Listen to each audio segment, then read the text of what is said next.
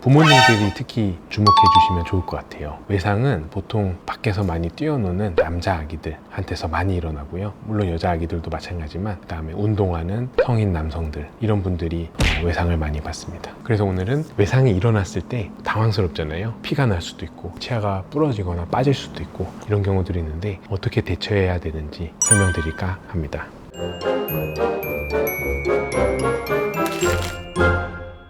안녕하세요.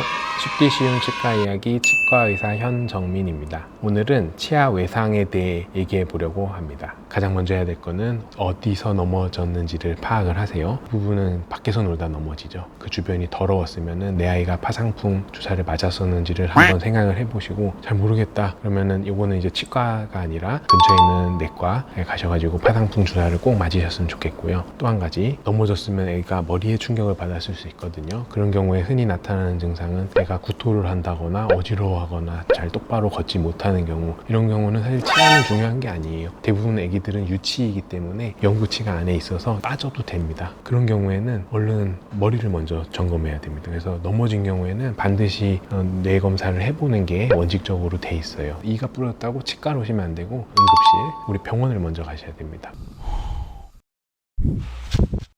치아는 이제 부러졌는지 빠졌는지 이런 거에 따라서 좀 달라지는데요. 근데 치아가 빠졌다, 놀다가 빠진 경우에는 치아를 반드시 가져오셔야 됩니다. 이제 집에서 빠졌으면 깨끗하잖아요. 치아는 이제 뽑히면은 치아 머리가 있고 뿌리에 있어서 뿌리가 되게 지저분해 보일 수 있어요. 막 군데군데 뭐가 묻어 있는 것처럼 보일 수 있는데, 그걸 깨끗이 한다고 휴지나 뭐 알코올솜 이런 걸로 팍팍 문질러서 닦아오면은 그 치아는 이제 살릴 수 없게 되는 치아입니다. 그냥 간단하게 물로 소독만 하고 가져오시면 되는데요. 치아가 빠졌을 때는 우리 심장이 멈췄을 때 골든타임이 있잖아요.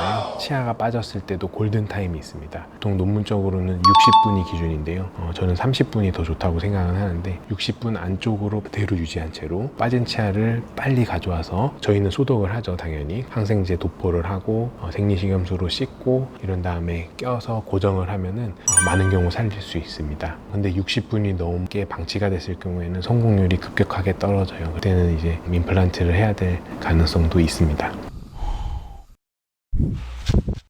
자, 외상을 당해서 치아가 일단 살짝 부러졌을 때 사방을 뒤지면서 그 조각을 너무 찾으려고 노력하지 마세요. 이렇게 찾을 필요가 없으세요. 가져와 봤자 치과에서 잘 붙여주지도 않고요. 붙이면은 보통 그 본드로 붙이는 건데 잘 떨어지기 때문에 붙이는 거는 좋은 치료는 저는 아니라고 생각합니다. 보철적으로 씌워놓는 게 맞기 때문에 부모님들 정신없이 그 피나고 이런 상황에서 그 조각을 찾으려고 막 그러시지는 않으셨으면 좋겠습니다. 이런 걱정을 하시는 분들이 제가 카페 같은 데서 보기는 했어요. 너무 어린 경우 뭐 3살, 4살 때 부딪혀가지고 유치를 지금 빼야 되는 상황에 왔다. 근데 빼면은 발음이 새가지고 얘가 성장하는데 문제가 되지 않나. 그래서 이거를 뺐을 경우에, 그리고 유치원에서 놀다가 요새 놀림을 받잖아요. 놀리면 애들이 자신감이 없어지기 때문에 앞니를 다시 해줘야 되는 거 아닌가. 이런 걱정을 하시는 분들이 있는데 반드시 해줄 필요는 없다고 생각을 합니다. 발음이 물론 없는 동안에 셀 수는 있지만 나중에 영구치가 잘 내려오는 걸 확인을 한다면은 대부분 발음은 문제가 없다고 저는 알고 있습니다. 걱정하지 않으셔도 될 것 같습니다.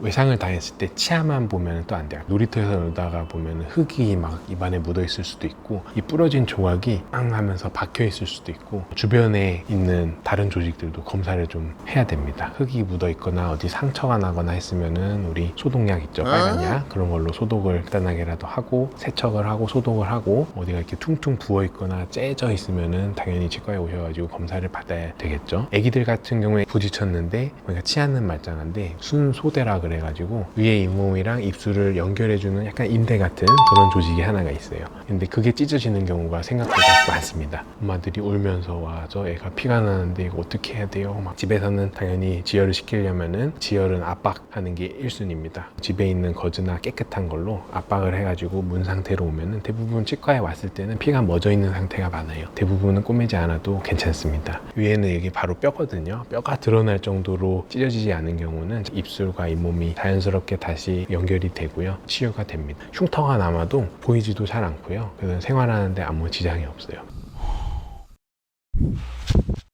이제 성인에 대해서 한번 말씀드려 볼게요. 성인은 이제 자기가 어디가 불편한지를 알고 옵니다. 성인은 외상받는 경우가 대부분 운동하는 젊은 남자들. 성인이 외상을 받았을 때는 처치는 간단합니다. 다음 영상에서 소개하겠지만 대부분 신경치료를 하게 되고요. 신경치료하고 보철치료 하면은 해결이 되고, 나도 모르게 어디 부딪혀서 충격이 있었는데 가만히 있다가 치아가 변색되는 경우도 있어요. 내가 어딘가에 부딪히거나 치아가 부딪혔다 했을 경우에는 주저하지 말고 치과에 오시면 됩니다. 치과 의사 선생님이 두드려 보는 검사, 뭐 흔들어 보는 검사, 이런 걸 통해서 치아가 문제가 있는지 판단할 수 있고요. 파노라마 사진을 한 장 찍어 가지고 전반적으로 어디 부러진 데가 없는지 판단을 하면은 큰 무리 없이 진단을 받으실 수 있어요. 그래서 내가 외상을 받았다 주저하지 말고 병원이든 치과든 방문하셔서 검사를 받아보는 것을 추천드립니다. 병원을 너무 두려워하지 마세요. 지금까지 쉽디 쉬운 치과 이야기 치과의사 현정민이었습니다. 구독, 좋아요, 알람, 댓글까지 부탁드리겠습니다. 감사합니다.